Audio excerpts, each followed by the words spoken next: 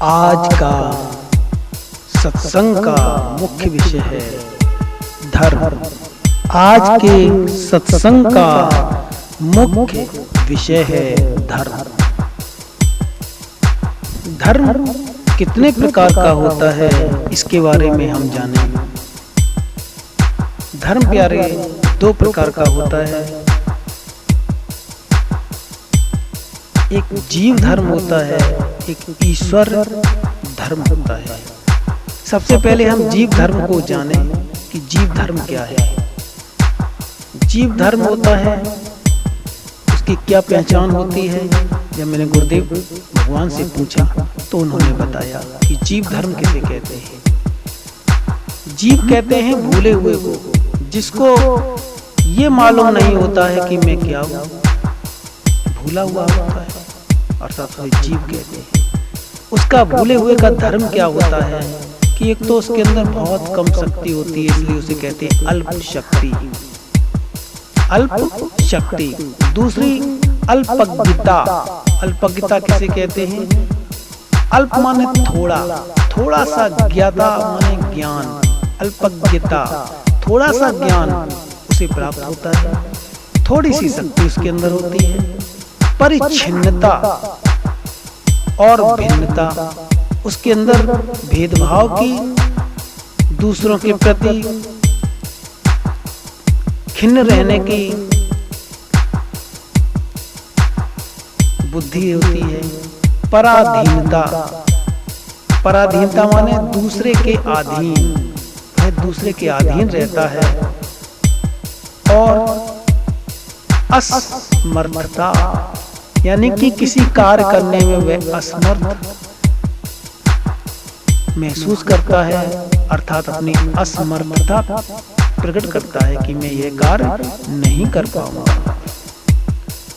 अपरोक्षता और उपाधिवनता तथा अविद्या माने माने नहीं, विद्या माने ज्ञान। उसको नहीं ज्ञान होता है, यानी ज्ञान नहीं होता है, इसलिए वह जीव होता है। यह उसका धर्म होता है। हमने जीव को समझा, उसकी पहचान को जाना। अब हम चलते हैं ईश्वर धर्म में। प्यारे, ईश्वर धर्म क्या होता है? सर्वशक्तिमान। सर्वशक्तिमान जो ईश्वर को जान लेता है, उस शक्ति को जान लेता है, इसलिए उसे सर्वशक्तिमान और सर्वज्ञता कहते हैं। यानी सर्व जगह व्यापक जो होता है वह ईश्वर, वह सर्वज्ञ है, अर्थात वह उसको जानकर उसका दिमाग, उसका बुद्धि सर्वज्ञता को प्राप्त करते हैं। व्यापकता, सब जगह जो व्याप्त है वह ईश्वर हर जगह व्याप्त है, इसलिए वह व्यापकता को भी प्राप्त करता है। एकाग्रता, सब जगह जो व्याप्त है तो उसको कैसे जाने, इसके लिए वह एकाग्रता होना सीखता है, अर्थात वह एकाग्रता भी कर लेता है। स्वाधीनता, उसके अंदर स्वयं के अंदर वह परमात्मा की, वह ईश्वर की शक्ति को पहचान देता है, अर्थात वह स्वाधीनता में रहता है। सामर्थ्यता, उसके अंदर समर्थता की शक्ति होती है कि मैं ऐसा कार्य करके रहूंगा, मैं ऐसा कार्य कर सकता हूँ। और परोक्षता तथा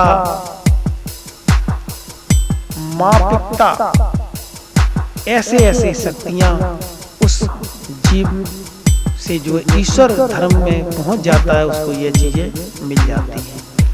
तो हमने जाना एक जीव धर्म, एक ईश्वर धर्म। प्रेम शुरू सद्गुरुदेव भगवान की। प्यारे, जीव धर्म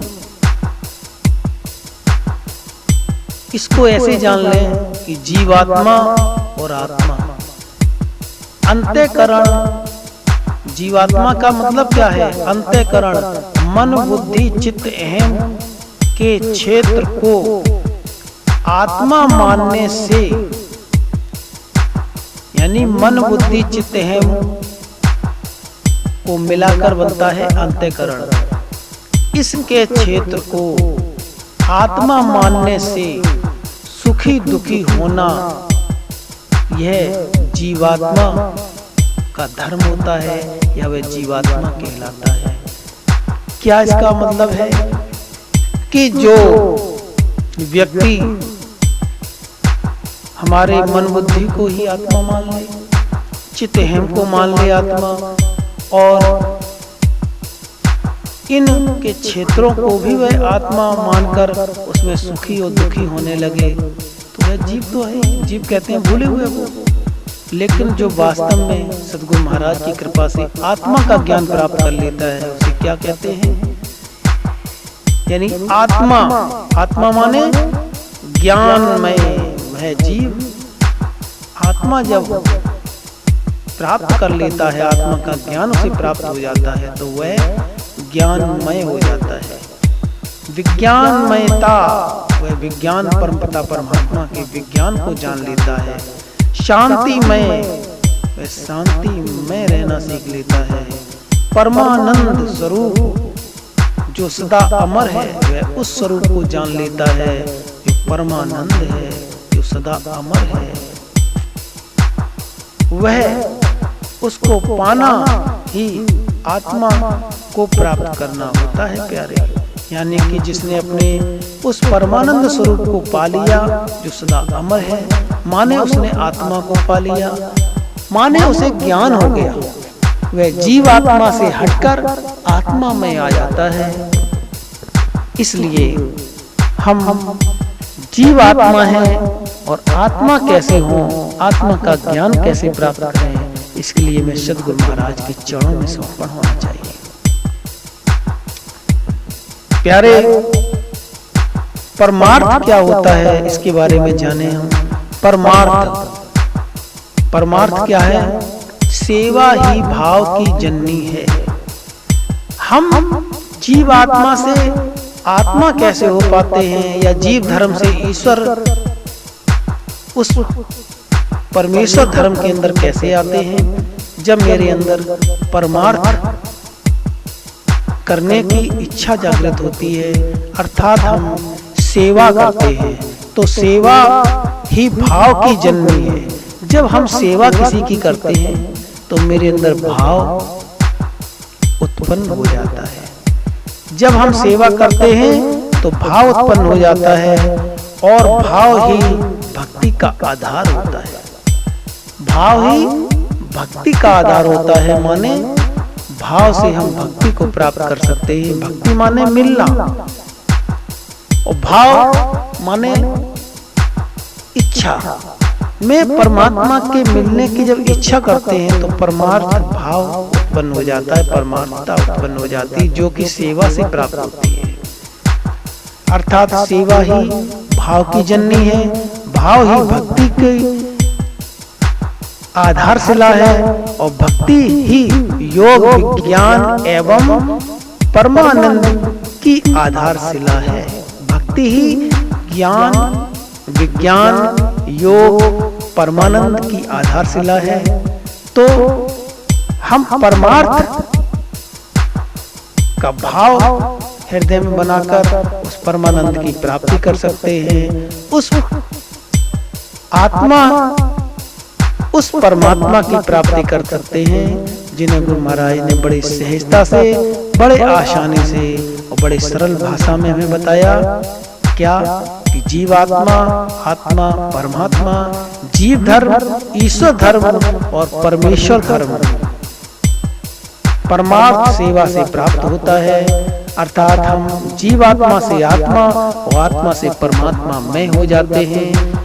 आज के सत्संग का सुंदर विषय इन्हीं शब्दों के साथ हम यहाँ विराम देते हैं। प्रेम चोलो सद्गुरुदेव भगवान की जय। पार ब्रह्म परम पिता परमात्मा की जय।